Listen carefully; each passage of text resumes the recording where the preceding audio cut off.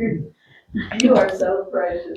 The only person I know that go AWOL to church. And that's so very exciting life I lead, I'm telling you. Well, tonight we are going to finish up the life of David, and I'm fairly confident that we can make it through all of it. We may need to annotate a couple of sections. We may need to skim through a couple of sections, but I'm confident we can make it through. So I want to get into the life of Solomon next week. So we left off in the middle of what was essentially a coup that Absalom was throwing against his father David. So let's go back to 2 Samuel chapter 16. I think we read 16 last week, but I just want to review it again real quick. So it's been 2 weeks because we were out last week. But just to remind everybody of the players that we're dealing with. So we have two true factions, and one faction that's not really a player. So we have David, the good guy. We have Absalom, the bad guy, to put it in simple childlike terms. And then we have Mephibosheth over here, who is one of Saul's descendants. Absalom's trying to take over David's kingdom. Mephibosheth is, remember, he's a cripple. And his servant comes to David and says that Mephibosheth wants to take over the kingdom now. So David is working under the assumption that both Absalom and Mephibosheth are trying to take over his throne. The reality is that Ziba, Mephibosheth's servant, was lying about the whole thing, and Mephibosheth was too crippled to run him down and stop him, essentially. And that's what gets discussed in chapter 16. We also are introduced into another member of Saul's family, a man named Shimei. So Absalom is going to take over Jerusalem. David is actually fleeing from Jerusalem. And while he's fleeing, some grouchy old man is throwing rocks at him, yelling at him, cursing at him. And one of David's commanders said, "Hey, should we kill him?" And David says essentially, "No, this might be a judgment from God." He seems like a secondary character until you get to the end of David's life and you understand how much he actually got under David's skin in this moment. David forgives him, but on his deathbed, he brings it up to Solomon.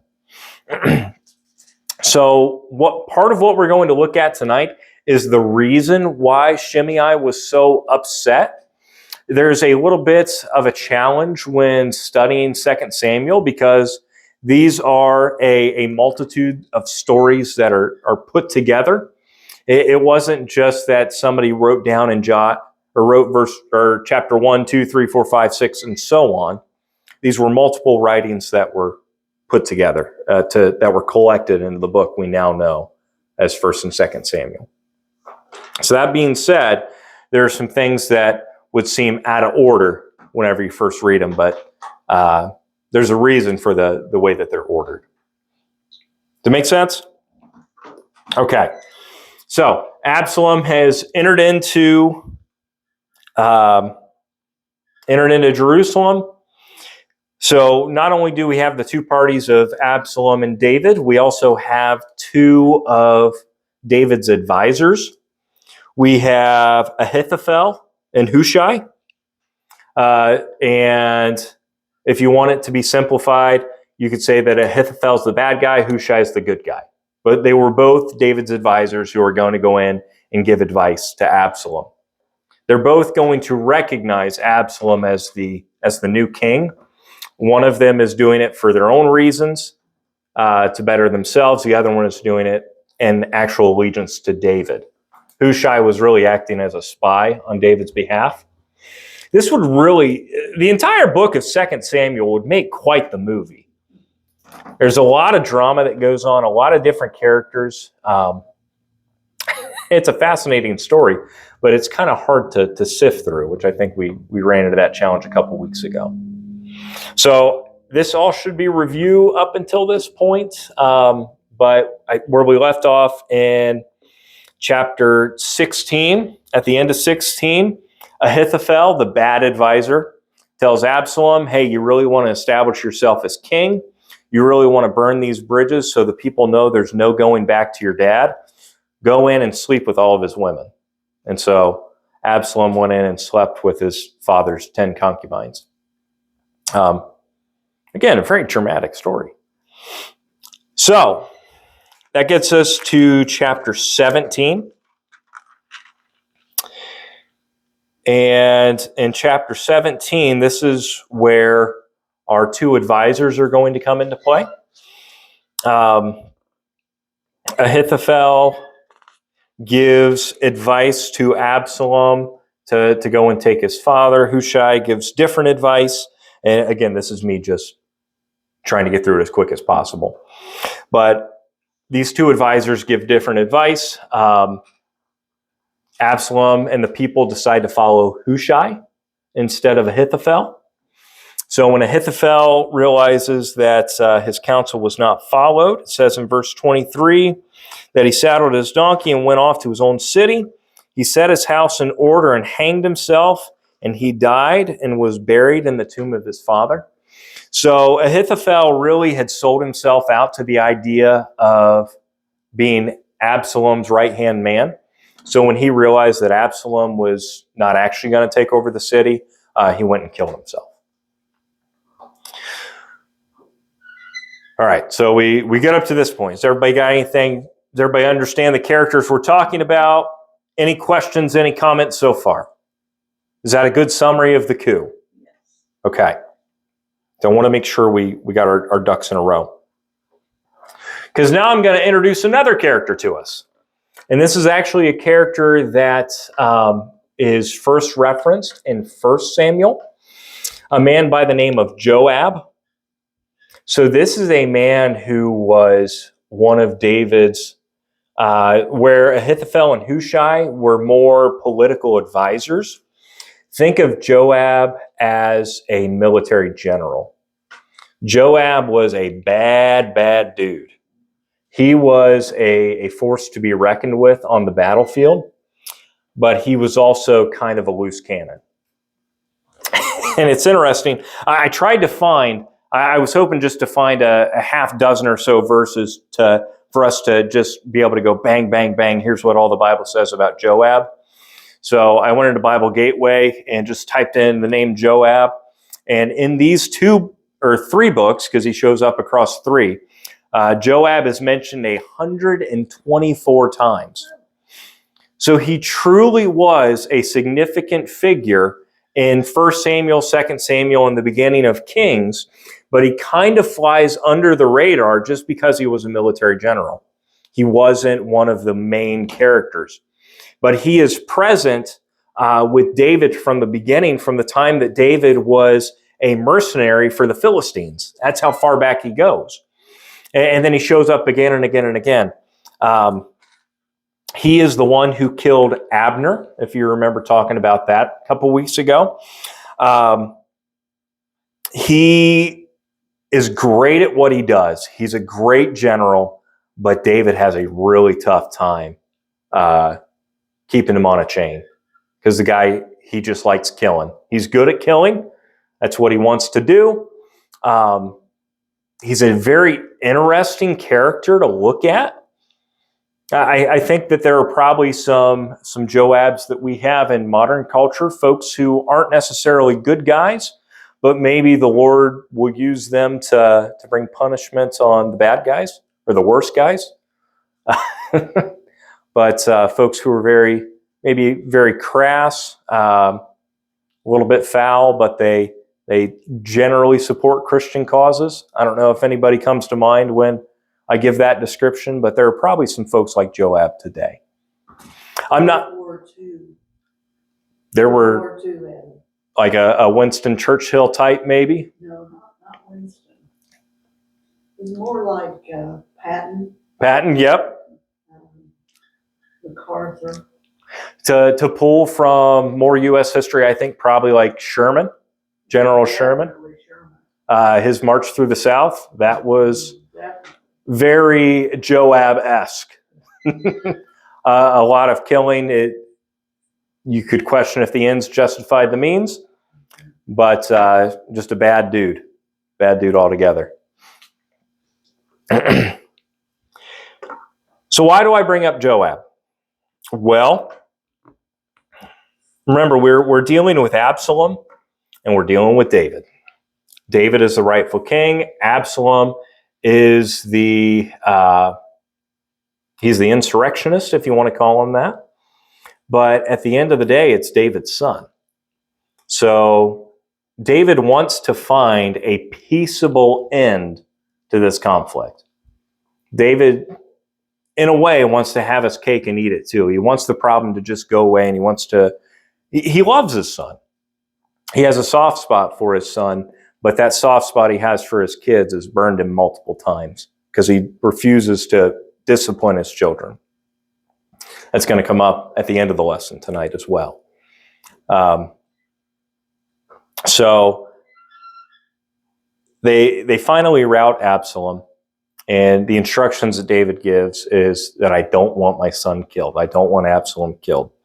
So let's go as a group to chapter 18, starting in verse 9, and we'll read 9 through 15. So Peggy, you want to start with 9, and we'll go around the room.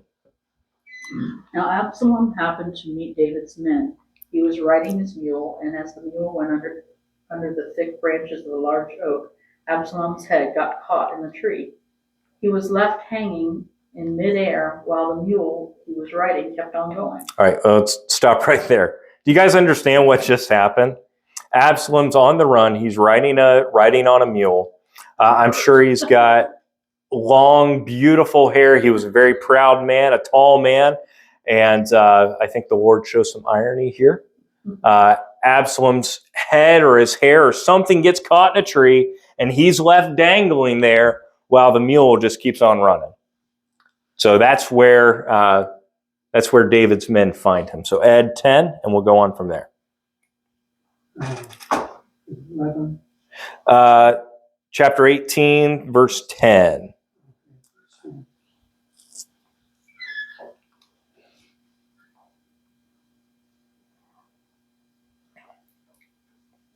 I'll be a 10 here somewhere. Starts out when one of the men saw this.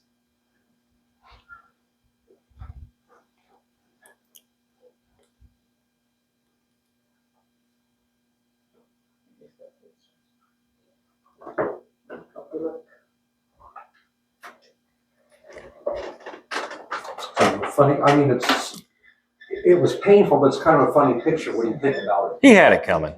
He was so proud of it. He only got it cut once a year. Oh, yeah. Yes, I mean, this was his crowning glory, caught in an oak tree.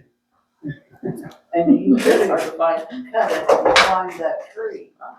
And one of David's men saw what had happened and told Joab, I saw Absalom dangling from a great tree. Joab said to the man who had told him this, "What? You saw him? Why didn't you strike him to the ground right there? Then I would have had to give you 10 shekels of silver and a warrior's belt." But the man replied, "Even if 1,000 shekels were weighed out into my hands, I would not lift my hand against the king's son. In our hearing, the king commanded you and Abishal and Ital, deputy on Absalom for my sake." On the other hand, if I dealt treacherously against his life, and there is nothing hidden from the king, then you yourself would have stood aloof. Joab said, I'm not going to wait like this for you. So he took 3 javelins in his hand and plunged them into Absalom's heart while Absalom was still alive in the tree. And 15. 15. Yep.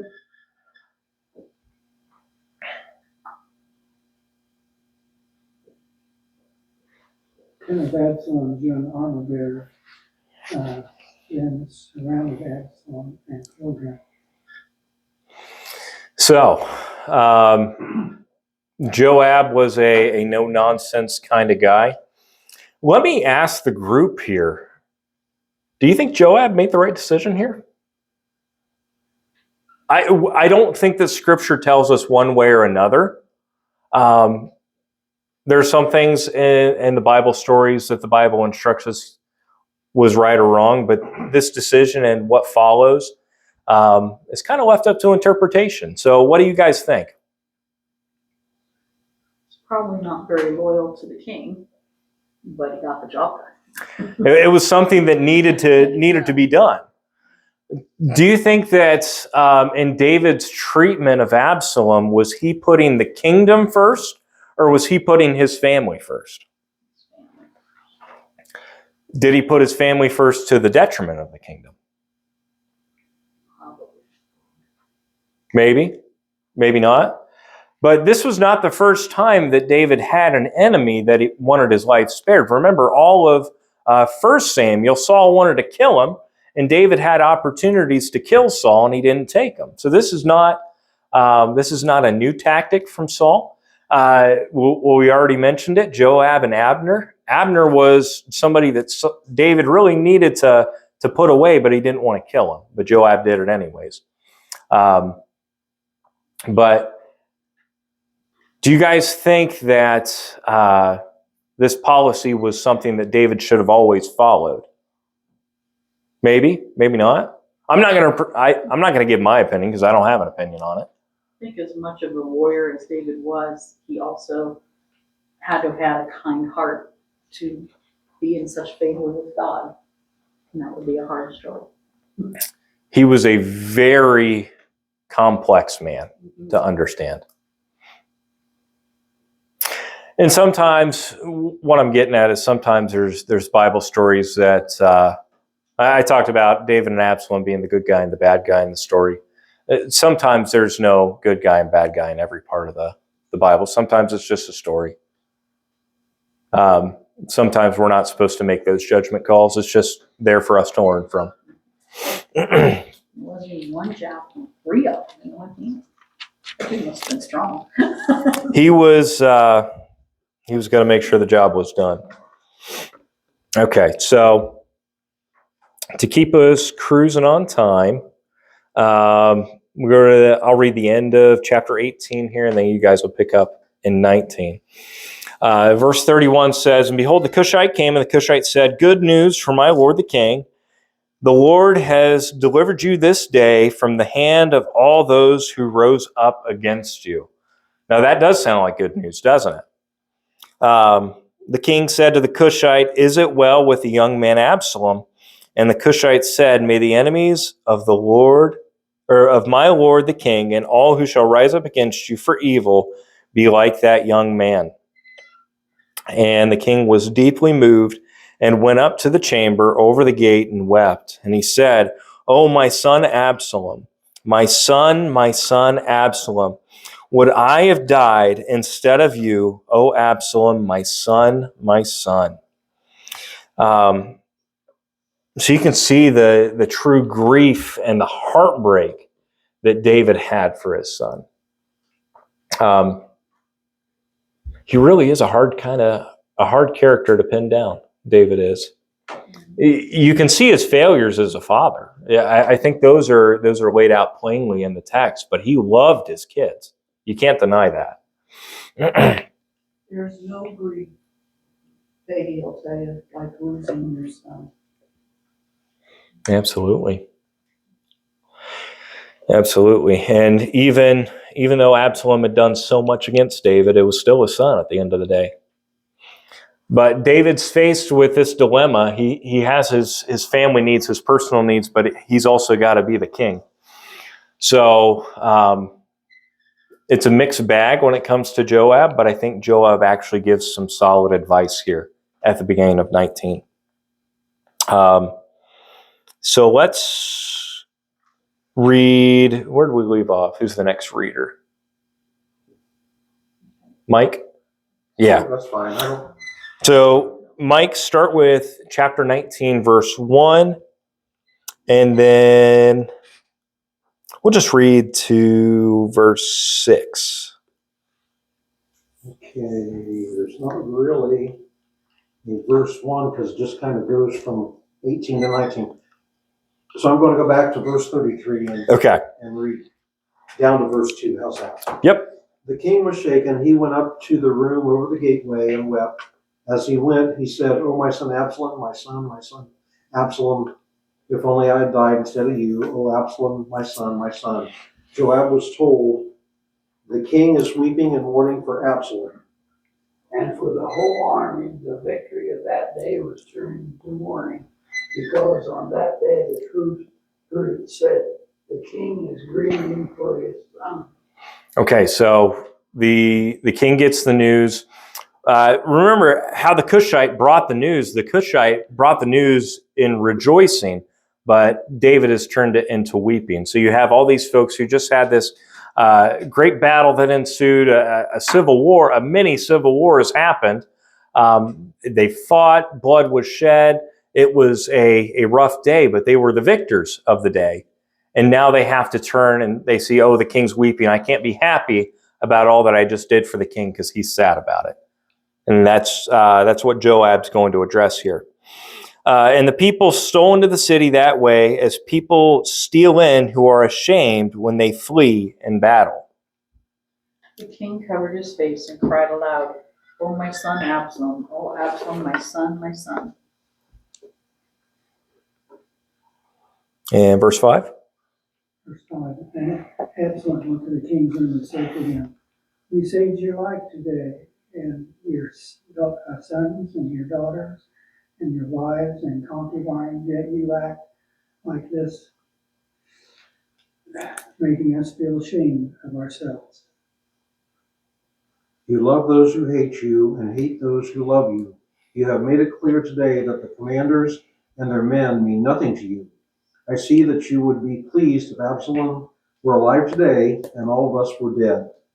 Now go out and encourage your men. I swear by the Lord that if you don't go out, not a man will be left with you by nightfall. This will be worse for you than all the calamities that have come upon you from your youth till now. So I do think this is a point where Joab's crassness works in David's favor. I think this is what David needed to hear at this point in time.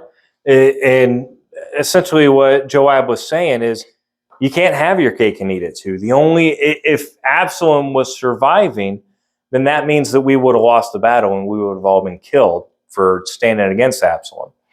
I really like that phrase, because you love those who hate you and you hate those who love you. Again, this is not me giving an endorsement of Joab's body of work over the course of his life, but right here I think is something that's very valuable for him to say. Especially as Christians, I think it's very applicable. Oftentimes I see Christians who want to outlove the Lord. You can't outlove God. And in doing so, they would put down other Christians. Baptists get thrown under the bus a lot, say, oh, I don't want to, we're not like one of those fundamentalist Baptist folks. There's a lot of views that we hold in this church that would probably win us that title. But in doing so, they're putting down their brothers in Christ to try to appease an enemy that hates them. So I do think that there is some application that we can pull here from the words of Joab, whether or not he was a good or bad dude. Have you guys ever seen that in your lives? Somebody who's tried to outlove the Lord and ended up hurting their brothers and sisters?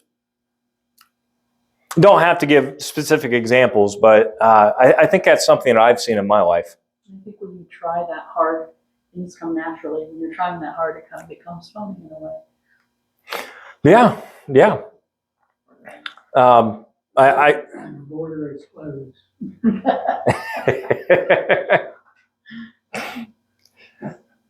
But that's something that I think I saw growing up in a Christian school. Whenever young people enter that phase in their life where they're trying to decide what their belief system is going to be as an adult, sometimes they want to pick and choose what they take out of Christianity. And they'll say, oh, I'm not like those other Christians. I don't want to be like my parents or my grandparents. We can still serve Jesus and do X, Y, and Z, and things that the Lord specifically tells us not to do. And again, I'm not coming up with specific examples there. It's just the generalized idea that I've seen folks do in my life. So, Joab sets David straight. So the rest of chapter 19 is just all of the pieces falling back into place after the coup of Absalom. So I mentioned Mephibosheth, how he was crippled. He couldn't chase down Ziba to tell David that, hey, I don't actually want to take your throne. Enough time has passed where Mephibosheth has been able to hobble his way over to David.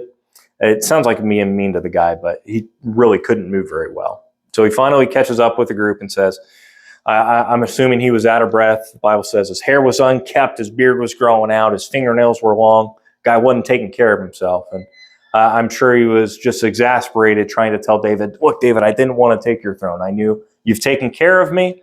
I would never do anything against you like that. That's my paraphrase of it. Okay, so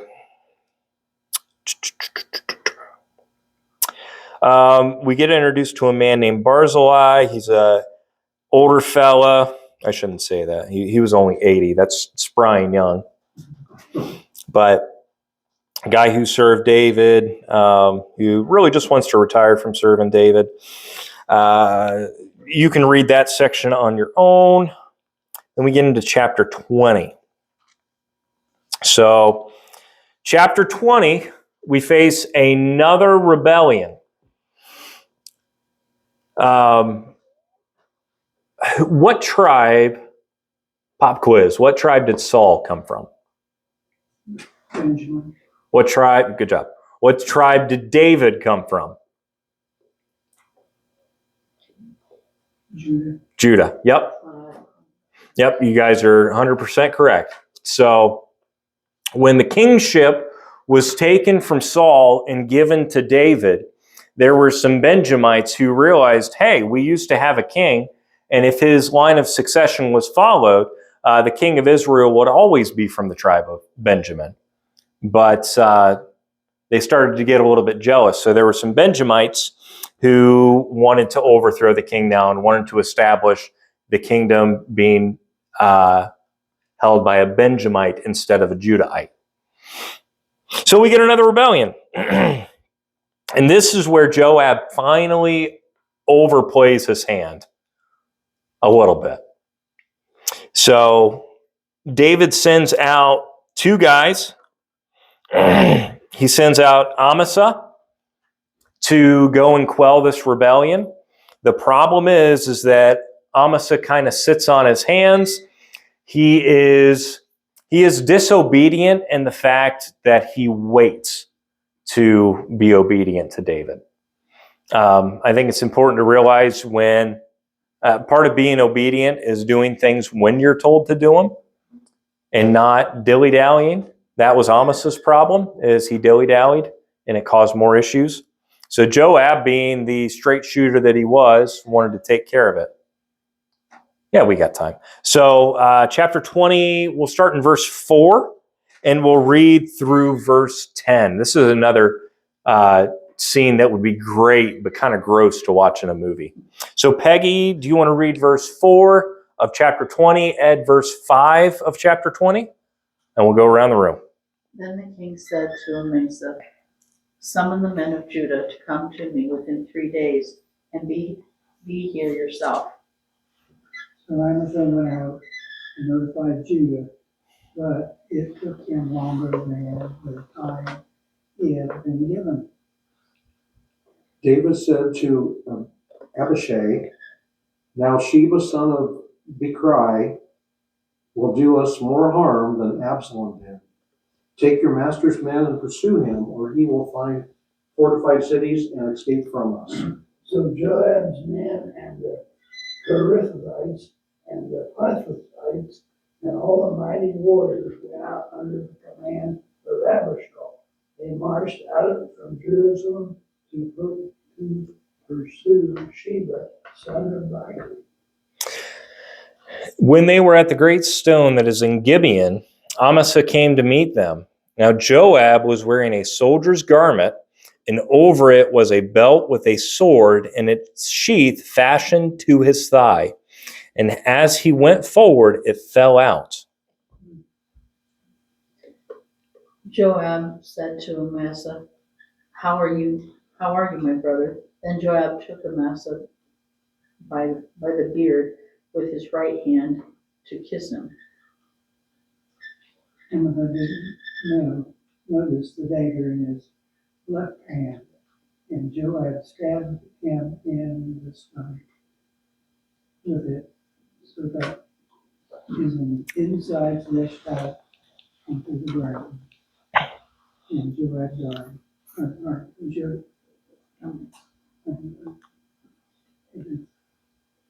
Joab did not need to strike again, and as soon and Abishai soon died.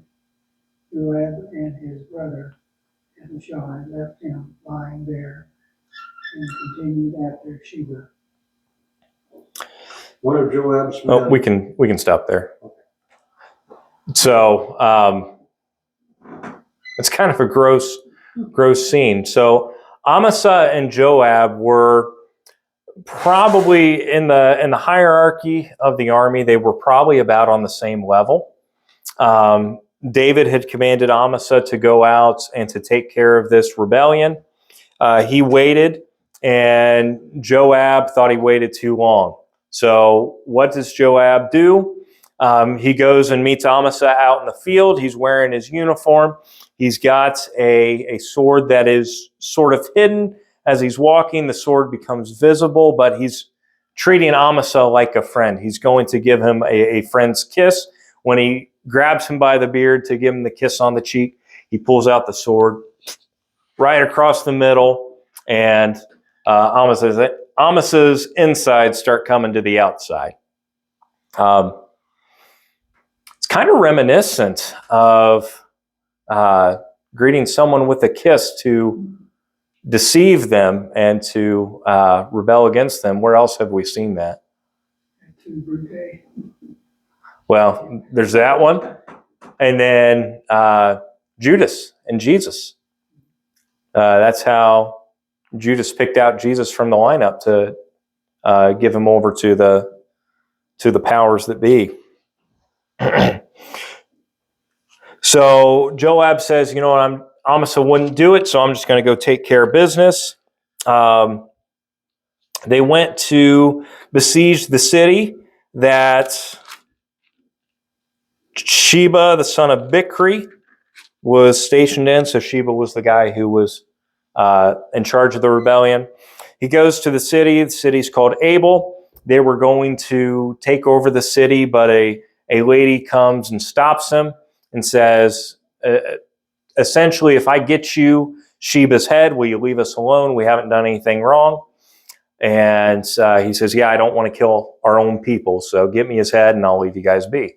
And sure enough, we don't know how it happens, but this lady goes and she gets Sheba's head and gives it back to Joab. So that was the end of that story, the end of that rebellion. In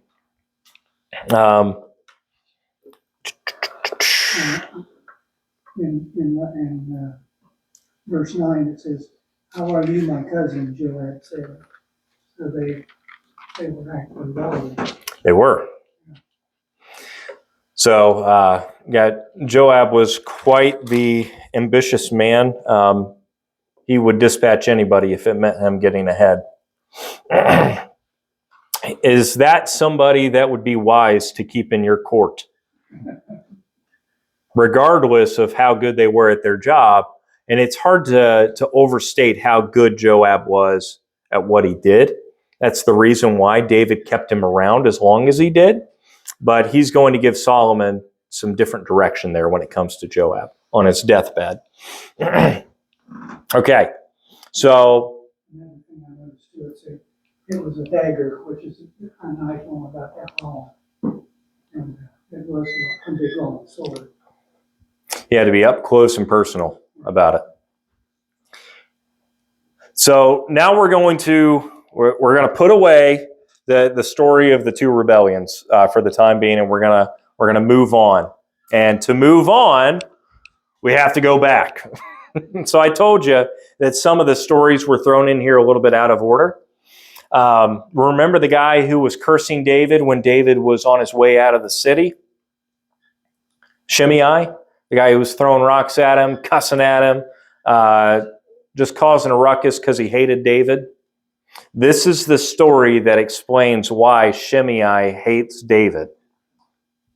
And it's in the first half of chapter 21. And to understand the story fully, this is going to be pulling from a couple of months ago, I think it's been a couple of months at this point in time. Do you guys remember when we were studying Joshua? What was God's general command to Joshua in the Promised Land? To go and conquer it, to not leave any Canaanites in the land, to go and take the land completely? You guys remember talking about that general idea? Do you guys remember a people who lived right smack dab in the middle of the country, the Gibeonites? You remember what the Gibeonites did? Tricky. What did they do? They got all their old clothes out and that stuff and put sackcloth on and made up a story that made them look pretty Pathetic. acceptable to negotiate a peace treaty, I guess you could say. And they survived. They didn't get killed. Yeah, so the Gibeonites were a people who saw what the Israelites were doing, and they dressed themselves down in raggedy clothes. They came to Joshua and said, "Oh, Joshua, we're a nobody. We're nobody you have to worry about. Just let us come and be servants to you. Just let us live." And Joshua, not consulting the Lord, agreed to their terms and made a covenant with them. A covenant that wasn't allowed to be broken. So the Gibeonites were a Canaanite people who lived right smack dab in the middle of Israel, that were unable to be displaced or dispatched. So Joshua wasn't able to fulfill what God had told him to do because he let the Gibeonites live. Now, hundreds of years later, they are still in this area, and King Saul doesn't like that. So Saul goes and he tries to take out the Gibeonites. He kills a lot of the Gibeonites. Obviously, the covenant was made with them. He doesn't destroy them completely. And then we go into David's reign, and the Gibeonites are mad and they want some restitution. So that's where it picks up here in chapter 21 of 2 Samuel. So this all started with Joshua hundreds of years ago. Joshua making a promise with the Gibeonites. Saul tried to break that promise with the Gibeonites.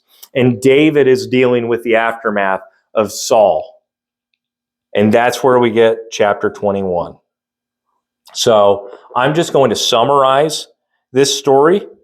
But what happened was, I'll just read the first couple of verses. Now there was a famine in the days of David for 3 years, year after year, and David sought the face of the Lord, and the Lord said, "There is blood guilt on Saul and on his house, because he put the Gibeonites to death." So the king called to the Gibeonites and spoke to him.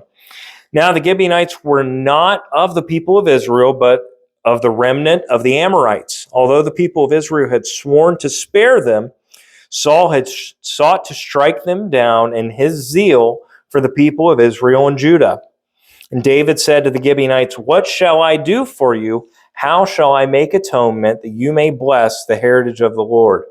The Gibeonites said to him, "It is not a matter of silver or gold between us and Saul or his house, neither is it for us to put any man to death in Israel."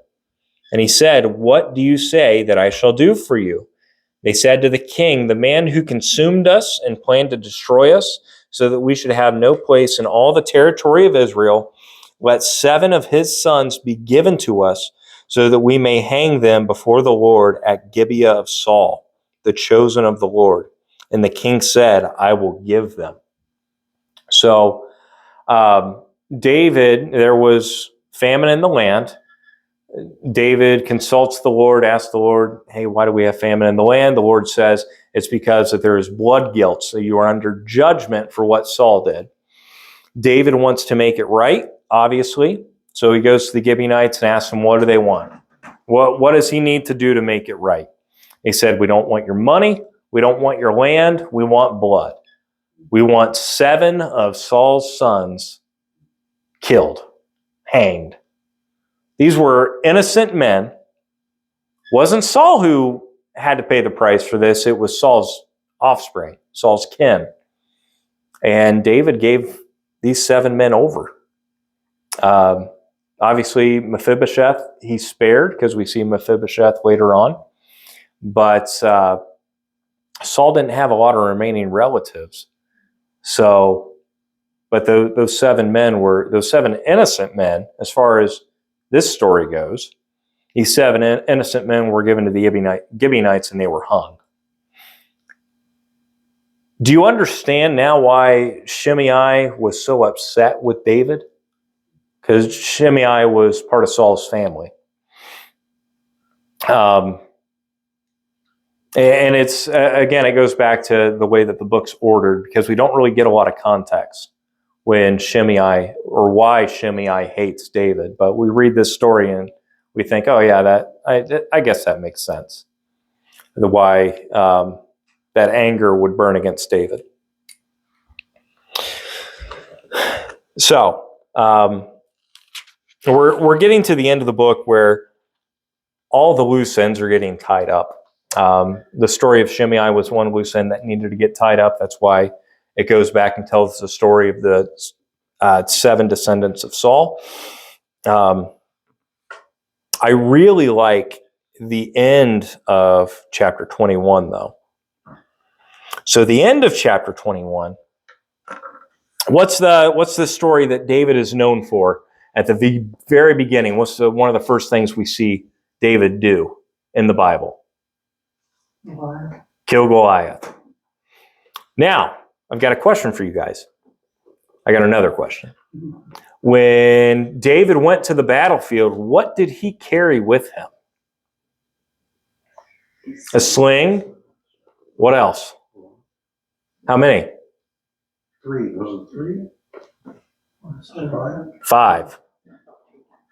5 smooth stones. How many giants did David kill that day?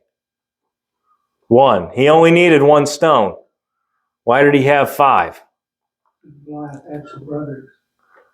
So we're going to see, it's a great bookend to David's story here. So we see at the beginning where David comes on the scene by showing up to the battlefield with a sling and 5 stones to take down this 1 giant. What about the other 4 stones? Well, it's Goliath's 4 brothers. We don't know if they were actually brothers, but these were 4 other giants, Philistine giants, who were in Goliath's family that were coming up against Israel. So, Mike, could you read chapter 21, verses 15, 16, and 17? Once again, there was a battle between the Philistines and Israel. David went down with his men to fight against the Philistines, and he became exhausted. And Ishbi-Benob, one of the descendants of Rapha, whose bronze spearhead weighed 300 shekels, and who was armed with a new sword, said he would kill David. Am I reading through? Next verse as well. But Abishai, son of Zeruiah, came to David's rescue. He struck the Philistine down and killed him. Then David's men swore to him, saying, "Never again will you go out with us to battle, so that the lamp of Israel will not be extinguished." Okay. So they are facing the Philistines again. David is starting to show his age. David has surrounded himself with some good people. He's surrounded himself with some bad people as well. But David has men under him who are faithful to him, men who love David, men who are trustworthy. And now's the time in David's life where he needs to start delegating some of those responsibilities. He's getting old. He can no longer go into battle to fight giants.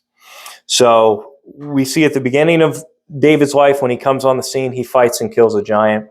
At the end of his life, David's had the success in his career as king. He's done the right things to put the right kind of people around him. It's been a long road to get there, but now he can trust others to go and fight those battles for him. David no longer has to prove himself as king, but David has to save himself as king. Why? Because there's something bigger than David going on, and the people around him recognize that. The promise that was given to David was that his throne would be established forever. So when David's getting to the end of his life, protecting that throne that God has promised him, yes, I know David had heirs at this point in time, but the people around him realize how special the throne of David actually is. So they want to make sure that their king's not killed. So they're going to go to battle for him. And I think it's just it's a good way to end the story here of David's life, because it wasn't just the one giant. It was giant number 2. His name was Saph. Giant number 3, his name was also Goliath. Some people argue whether there's an inconsistency in the Bible here. I would just use our church as an example. We have multiple mics. We have multiple gyms. So more than one people can have the same name. So I think that there were just multiple giants named Goliath and Gath. And then the last one, we don't get his name, but it says that he had 6 fingers on each hand and 6 toes on each foot, numbering 24 total. So he was slain as well, and that was number 4. So we had... That is a genetic condition called poly. Your fingers are called dactyls. Polydactylism. Is that like pterodactylism? Polydactylism. So I always just like it when the scriptures tie into an earlier story. And it doesn't even look like it was intentional. The story starting out with David with 5 smooth stones to slay one giant. Then we see the other 4 giants that killed at the end of his life. Okay, so then we get into the final songs of David's life. David was known to be a musician. And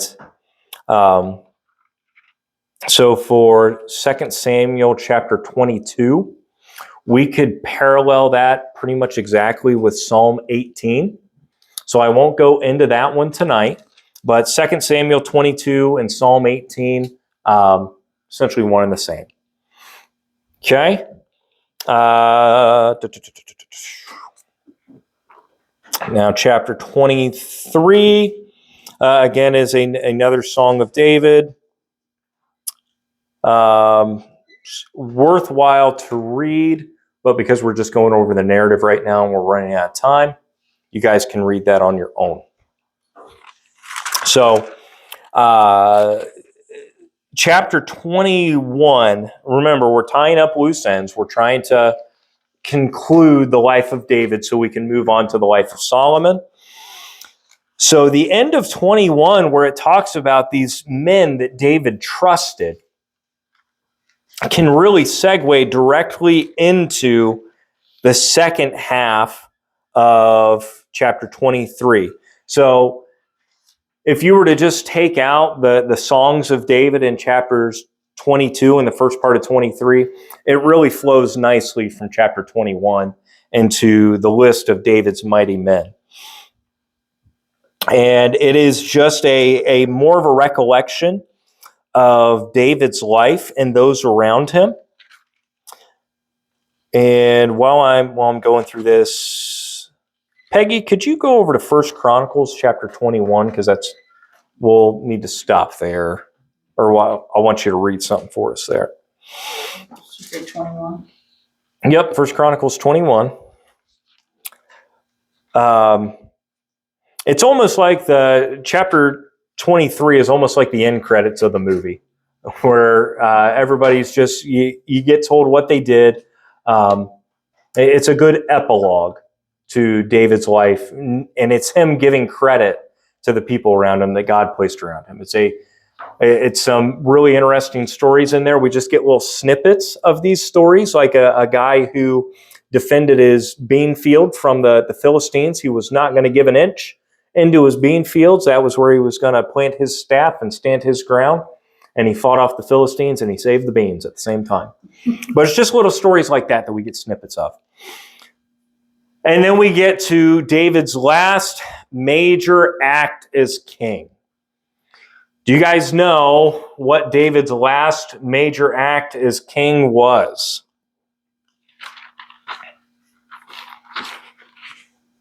Was it a census? Yeah, he made Joab do the census. So, and this is, it's interesting because the census, spoiler, the census was not the thing that David should have done. That was, it went against what the Lord had commanded David to do. Chronicles gives a good insight as to what was actually going on. So, Peggy, can you read just verse 1 of 1 Chronicles 21? Satan rose up against Israel and incited David to take a census in Israel. So was this the Lord's doing that David should take a census? No, it was not. Now, I do think it's interesting that 2 Samuel 24 verse 1 says, again, the anger of the Lord was kindled against Israel, and he incited David against them, saying, go number Israel and Judah. Do you guys think that that's a contradiction there, that Samuel, the book of Samuel, says that the Lord incited David, and the chronicler says that Satan incited David? How would you guys grapple with that? Just to read them, Peggy, can you read Chronicles again? Satan rose up against Israel and incited David to take the census of Israel. And Samuel says, again, the anger of the Lord was kindled against Israel, and he incited David against them, saying, go number Israel and Judah. 24, 1 through 3, there's a note here that I think is good, worth reading. What was wrong with taking a census? A census was commanded in Numbers to prepare an army for conquering the Promised Land, Numbers 1, 2, and 26:2. A census amounted to a draft or conscription for the army. The land was now at peace, so there was no need to enlist troops. The nation of Israel had extended its borders and become a recognized power. David's sin was pride and ambition in counting the people so that he could glory in the size of his nation and army, its power and defenses. By doing this, he put his faith in the size of his army rather than in God's ability to protect them regardless of their numbers. Even Joab knew a census was wrong. So David did not heed his advice. We sin in a similar way when we place our security in money, possessions, or the might of our nation. That sums it up. And that's a good summary of the whole section of the census here. But I don't think it answered our question. What's the difference Did Satan incite David, or did the Lord incite David? I got you all stumped now, don't I? It's not a contradiction in the scriptures, what I'm going to try to get across to you guys. When you read through that, what comes to my mind is think of the book of Job, where Satan and the Lord were conversing over Job's life.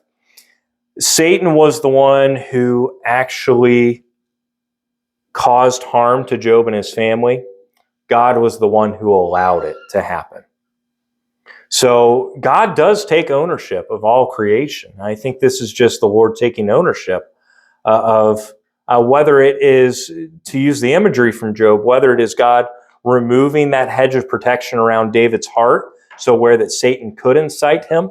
That might be a good way to think about it. But God is ultimately doesn't shy away from responsibility. So any comments or questions on that thought specifically before we move on? Well, there were definitely consequences There were. because of the plague and so on. Yes. So Mike summed it up very well. The census was something that was supposed to be taken before they went into battle. It was supposed to be a time of peace. Joab has one of his other moments of clarity, one of his moments of good advice, and he says to David, David, what are you doing? We've always been outnumbered. That's never been a problem. The Lord's always been on our side. So Joab hesitantly took up the census and found some 1.3 million fighting men. Did God tell David to take the census? No.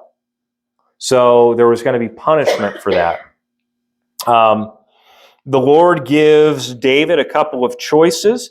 He says to David, okay, you can either be judged by the hand of man, or you can be judged by pestilence. But there's a list of choices that are given to David, and David chooses pestilence. So he took up a census, and they had pestilence in the land. That means they had disease in the land. In 2020, we took up a census, and we had disease in the land. Do you think those are related? No, they're not related. But there was nothing inherently sinful about the census. It was David's intent behind the census. I don't think that our census caused COVID, just full disclosure. But the Lord essentially said, okay, you want to number the people? Here's a number for you. That pestilence killed 70,000 men. 70,000 people who died because of David's pride. You know what's amazing to me? Is David, you go talk to the Jewish people, and not just today, across all time, David is exalted as like the best king ever. But we actually read about David's life, and he truly is a complex man. He truly had a complex reign. He ends his reign by his pride getting in the way and costing the lives of 70,000 people. Yet he was still the best king that Israel ever had. Very important man, but a very hard man to pin down. So David concludes this story of the census by trying to make things right.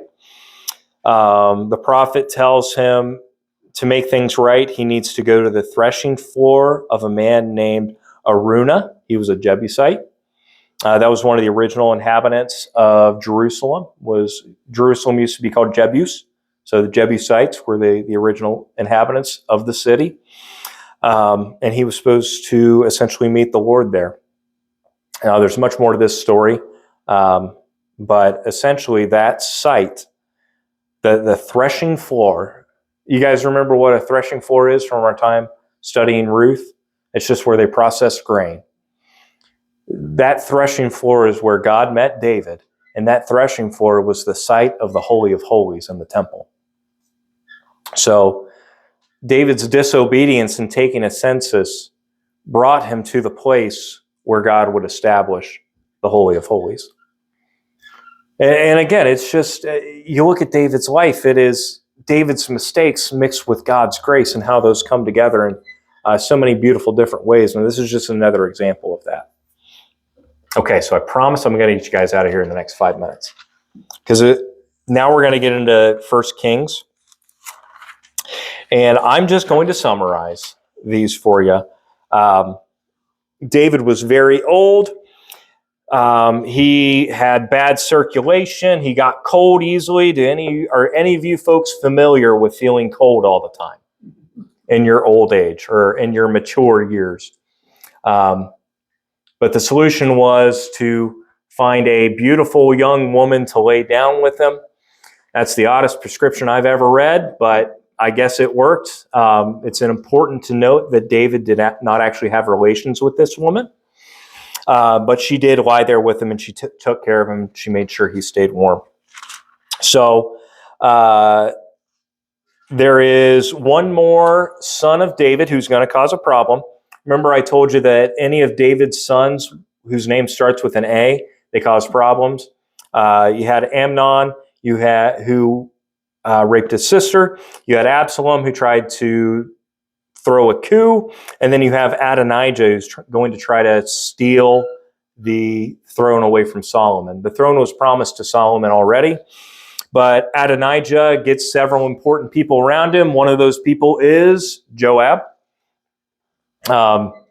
So Bathsheba, Solomon's mom, Bathsheba, the former wife of Uriah the Hittite, you know that story. She knows that the throne was promised to Solomon. She goes to David to talk about it, and they realize, okay, Adonijah's on the move. We have to establish Solomon as king now. And so they work with Nathan the prophet, and they get Solomon proclaimed as king. Adonijah backs down. He just asks Solomon, okay, spare my life. Solomon is now acting as king in Israel just before the death of David. David has some final strings that he wants to tie up. One of those is Abiathar the priest. Abiathar gave David some problems. So he advised Solomon to do something about Abiathar. Solomon gets rid of Abiathar. What I really appreciate that when it talks about it in 1 Kings chapter 2, says, so Solomon expelled Abiathar from being a priest to the Lord, thus fulfilling the word of the Lord that he had spoken concerning the house of Eli in Shiloh. So Abiathar must have been some distant relation to Eli, and God made a promise that he was going to get rid of Eli. You remember that from the beginning of 1 Samuel? Well, that finally comes to fruition in the beginning of 1 Kings. Secondly, David says, yeah, Joab, that guy who's been by my side all these years, don't trust him, get rid of him. So Solomon does. And then finally, the last thing that he tells Solomon is, remember that guy, Shimei, who cussed at me when your brother was trying to take over the city? Yeah, I told that guy I wouldn't kill him, but you take care of him. So David held a grudge against this poor man for many years. Solomon showed his wisdom there. He didn't kill him outright for what he did against his father. He essentially put him under house arrest, and he said, if you ever leave your house, I'm going to kill you. You can live in the city all you want, but as soon as you step out of that city, I'm going to kill you. So sure enough, eventually Shimei goes and leaves the city to go chase after some servants who ran away. And when he comes back, Solomon said, what did I tell you? Don't leave the city. And so that was Solomon, the means that Solomon used to have Shimei killed and not be in a situation of double jeopardy, since David had already forgiven him for the act during the coup. So wild stories. We really could have gone much deeper, but I promise you I'd get you through the life of David. Any comments, thoughts, questions about the life of David? You're right, it's very complex. Very complex, and it's not always our job to call shots when studying the scripture.